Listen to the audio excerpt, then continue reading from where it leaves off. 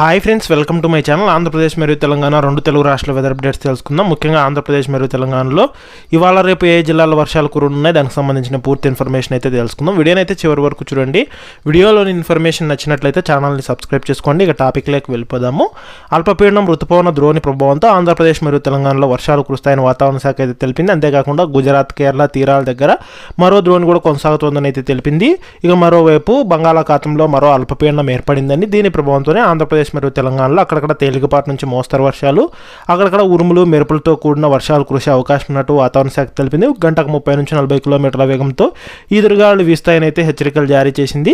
ఇక దీని ప్రభావంతో ముఖ్యంగా ఏపీలో ఇవాళ రేపు ఏలూరు, అల్లూరు సీతారామరాజు, అన్నమయ్య, శ్రీకాకుళం, విజయనగరం, తిరుపతి, చిత్తూరు, కాకినాడ, పార్వతీపురం, తూర్పుగోదావరి, కోనసీమ, ఎన్టీఆర్, కృష్ణా, పశ్చిమ గోదావరి, శ్రీ సత్యసాయి, నంద్యాల, ప్రకాశం, పల్నాడు, బాపట్ల, గుంటూరు, అన్నమయ్య, వైఎస్ఆర్ కడప జిల్లాల్లో పిడుగులతో కూడిన తేలికపాటి నుంచి మోస్తరు వర్షాలు కురిసే అవకాశం ఉన్నట్లు వాతావరణ శాఖ తెలిపింది. ఇక తెలంగాణలో కూడా పలు ప్రాంతాల్లో మోస్తరు నుంచి భారీ వర్షాలు కురుస్తాయని ఆయా జిల్లాలకు ఎల్లో అలర్ట్ అయితే జారీ చేశారు.